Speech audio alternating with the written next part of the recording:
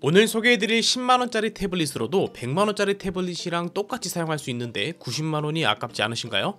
오해하지 마세요. 당연히 100만원짜리 태블릿이 10만원짜리보다 2배, 3배 그 이상으로 훨씬 좋습니다. 하지만 대부분의 이런 전자기기 추천 영상을 찾아보면 앞단에 꼭 들어가는 멘트가 있죠. 뭔지 아시겠나요? 바로 용도에 맞게 구매하세요입니다. 하도 자주 들어서 이제 별 느낌도 없으실 텐데요. 하지만 모든 유튜버들이 입을 모아서 이야기하는 데는 또 이유가 있겠죠. 사실 태블릿을 산다고 하면 무작정 대기업 제품, 갤럭시 탭이나 아이패드 같은 제품만을 고려하시는 분들이 많습니다. 이왕 사는 거 좋은 거 사서 오래 쓰지 뭐 하는 그런 생각인 거죠. 사실 이건 뭐 나쁘다고 볼 건 아닙니다. 소비 스타일이 다른 거니까요. 하지만 고성능 AP 칩이 탑재된 값비싼 태블릿으로 하는 거라곤 유튜브, 넷플릭스 시청이 다라면 소 잡는 칼로 닭을 잡는 그림이긴 하죠. 100만원짜리 태블릿으로 그러고 있지만 사실 그 정도라면 10만원짜리 태블릿으로도 똑같이 만족스럽게 사용할 수 있을 테니까요. 그래서 오늘은 딱 필요한 용도에 필요한 성능 그리고 거기에 맞는 가격까지 3박자가 고루 갖춰진 가성비 소비를 원하는 분들을 위한 태블릿 추천 영상입니다.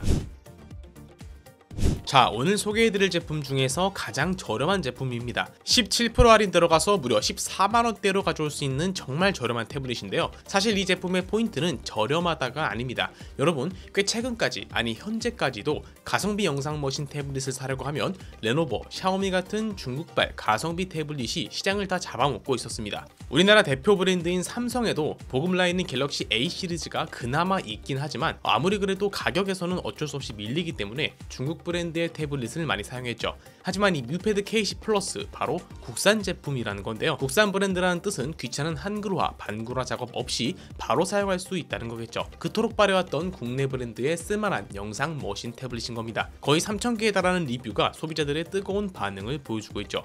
영상 머신으로 아주 훌륭하다는 점은 일단 디스플레이에서부터 확인할 수 있습니다. 400니트의 밝기에 2K 해상도 26.42cm의 커다란 디스플레이를 가지고 있습니다. 뮤패드 K10 플러스는 유튜브나 넷플릭스 같은 OTT 서비스를 가장 가성비 있게 즐길 수 있는 선택지라는 거죠. 그런데 여기에서 조심해야 할 부분이 하나 있는데요. 특히 유튜브가 아니라 넷플릭스, 디즈니 플러스, 티빙, 왓챠, 쿠팡 플레이 같은 OTT 서비스를 애용하시는 분들이 신경 써야 하는 부분입니다. 아무리 태블릿 디스플레이가 좋아도 똥같은 화질로 컨텐츠를 보게 될 수 있기 때문이죠. 바로 와이드바인 솔루션 때문인데요. 와이드바인이란 쉽게 말하면 콘텐츠 저작권을 보호하기 위해서 인증받은 기기에서만 고화질로 영상 재생을 가능하게 하는 기술이죠. 즉 디스플레이가 막 4K고 어쩌고 해도 그 태블릿의 와이드바인 등급 자체가 낮다면 고화질 OTT 시청은 불가능하다는 말입니다. 하지만 뮤패드가 인증이 안 된 기기였으면 애초에 언급조차 안 했겠죠. 뮤패드는 최상위 등급인 와이드바인 L1으로 대부분의 OTT에서 풀 HD를 지원하고 있습니다. 유튜브는 최대 1440 해상도를 지원하고요. 충분히 화질 좋은 영상 시청을 할 수 있겠죠. 그리고 태블릿을 보려면 디스플레이를 보기 전에 당연히 어떤 칩이 들어갔는지 AP를 확인해 봐야 합니다. 뮤패드 K10 플러스는 AP로 미디어텍 헬리오 G99를 탑재했는데요. 모바일 기기 AP 하면 스냅드래곤, 엑시노스, 디멘시티 이런 얘들은 좀 들어보셨을 것 같은데 헬리오는 좀 생소한 칠 수도 있을 것 같습니다. 하지만 이상한 듣보칩 아닙니다. 헬리오 G99는 가성비라는 이름표가 붙은 아이들에게 굉장히 많이 들어가는 AP입니다. 갤럭시 탭 A9에도 G99가 들어가니 이 정도면 검증은 끝났죠. 이 헬리오 G99 함께 자주 언급되는 스냅드래곤 680보다 솔직히 게이밍 성능 같은 부분에서는 밀리는 게 사실입니다. 하지만 내가 정말 영상을 보려고 사는 거다 라고 한다면 영상 머신 태블릿 AP로는 이 헬리오 G99가 마지노선이라고 보시면 됩니다. 그 정도로 가성비 좋은 AP 칩을 탑재했다는 거죠. 그래서 가격도 이렇게 싸게 나올 수 있는 거고요. 최신 안드로이드 13 운영체제도 지원하고 있고 동영상 기준 최대 9시간 재생이 가능합니다. 6150mAh 배터리 용량을 가지고 있고요. PD 고속 충전을 지원해서 금방금방 충전해서 쓰기 편하죠. 혹시 매장에서 사용을 하거나 업무용으로 사용을 해서 계속 충전기를 꽂아놓고 사용을 해야 할 수도 있을 텐데요. 그럴 때 가장 걱정되는 것은 배터리 수명이 급속도로 줄어드는 것입니다. 하지만 이 부분도 걱정하지 않으셔도 되는 게 충전기를 꽂았을 때 배터리 전력이 아니라 외부 전력을 우선적으로 사용하게 하는 바이패스 모드가 있습니다. 배터리를 완충하지 않고 80%만 충전하게 하는 배터리 보호 모드도 당연히 있고요. 충전기 계속 꽂아놓고 침대에 뒹굴거리면서 사용해도 오랫동안 성능 조화 없이 쌩쌩하게 사용할 수 있다는 거죠. 당연히 카메라도 있습니다. 전면 후면 둘 다 500만 화소 카메라를 탑재해서 사진이나 동영상도 마음껏 찍을 수 있죠. 그리고 여러분 혹시 휴대폰이나 태블릿을 사면 보호 필름 붙이시나요? 일단 저는 붙이는데요. 꼭 필름 붙인다고 낑낑대고 있으면 옆에 와서 게이냐고 놀리는 친구들이 있습니다. 언제부터 도구를 사용하면 게이가 돼버리는 세상이 왔는지 모르겠지만 걱정하지 마세요.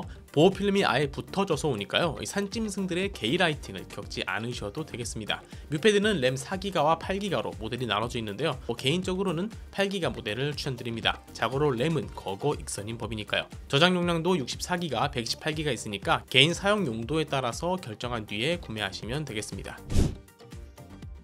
다음은 샤오미 레드미 패드 프로입니다. 갑자기 가격대가 20만원 후반으로 올라서 비싸다고 느껴질 수도 있지만 아니요, 앞서 소개해드렸던 뮤패드가 너무 싼 거고 사실 태블릿이 이 정도면 비싼 건 아닙니다. 플래그십 모델들에 비하면 반값보다 싼 수준이니까요. 이 제품도 중국 제품이지만 국내에서 인기가 너무 좋아 한국에 정발한 모델입니다. 우선 디스플레이를 먼저 볼까요? 무려 120Hz 주사율의 디스플레이가 들어갔습니다. 2배가 넘는 가격에 아이패드 에어가 60Hz인 걸 보면 120을 넣어준 레드미 패드 프로가 선녀로 보일 지경이죠. 30.73cm의 2.5K 상도 600니트 밝기의 디스플레이로 크고 시원시원한 디스플레이를 장착했습니다. 영상 보기 아주 좋은 태블릿이죠.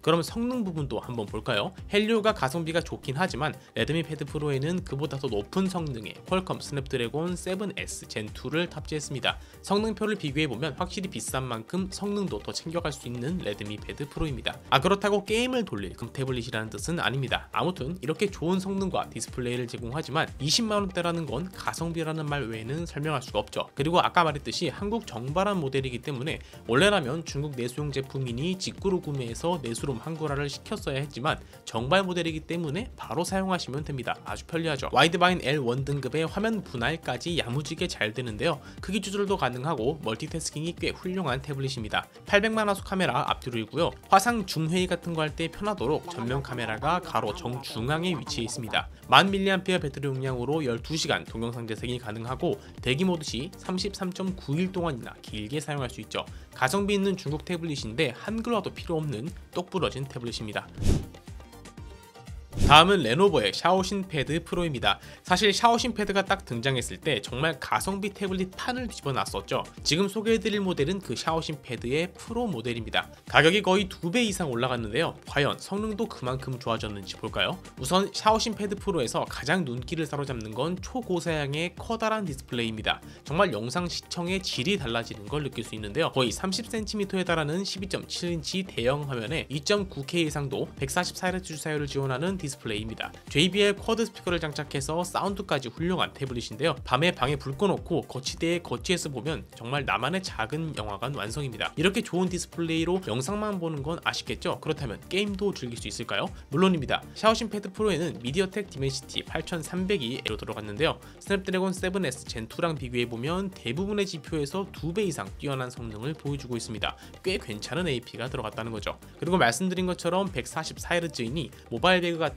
게임하기 참 좋겠죠. 물론 원신 같은 3D 모바일 게임도 충분히 가능합니다. 저렇게 큰 화면으로 즐기는 모바일 게임은 정말 몰입감이 좋을 것 같네요. 게임만 가능할까요? 전용 펜도 있어서 필기까지 가능합니다. 예전에야 레노버 펜은 레이턴시도 심하고 필기용으로는 도저히 못 써먹겠다 였지만 요즘은 아주 성능이 좋아졌거든요. 충분히 잘 쓸 수 있으니 학교 다니면서 학업용으로 쓰기에도 참 좋겠죠. 물론 펜은 추가로 구입하셔야 합니다. 찾아보니까 샤오신 패드 프로는 일반 버전과 컴포트 버전이 나눠져 있는 것 같더라고요. 컴포트 버전은 디스플레이에 95% 눈부심 저감과 저블루 라이트 기능이 추가되어서 나온 모델입니다. 가격 차이가 그렇게 크진 않으니 원하는 모델로 구매하시면 되겠습니다.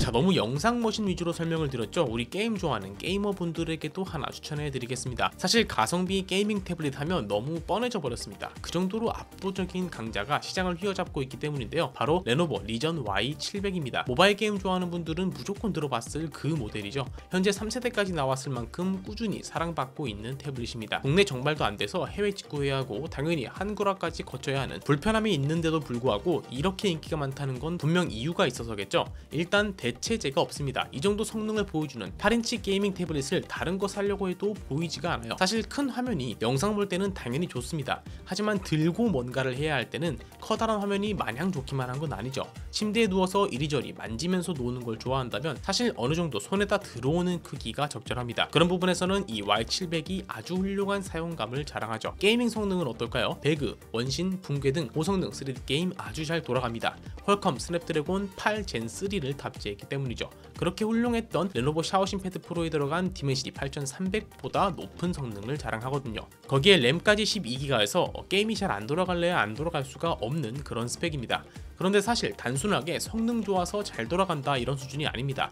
원래 모든 전자기기는 쓰면 쓸수록 발생하는 발열 때문에 원래 성능보다 출력이 떨어지는 게 자연스럽습니다. 하지만 Y700의 방열 시스템은 타의 추정을 불허하는데요. 실제로 뜯어놓은 걸 보면 그냥 거의 전체가 방열판으로 막아져 있습니다. 이러한 발열 제어 덕분에 1시간 이상 게임을 돌려도 성능 저하 거의 없이 게임을 즐길 수 있다는 것이죠. 손가락이 쾌척한 건 덤이고요. 디스플레이도 게이밍답게 고주사율 디스플레이인데요. 전작인 2세대가 144였던 반면에 3세대로 넘어오면서 165로 업그레이드가 되었습니다. 기본 설정은 120Hz라서 설정해서 따로 바꿔주면 됩니다. 500니트 밝기의 8인치 화면이지만 WQXGA 상도로 시원시원한 화면입니다. 그리고 터치 지원도 32% 감소해서 아주 빠른 반응 속도를 보여주죠. 보면 볼수록 참 게임하기 좋은 태블릿이죠.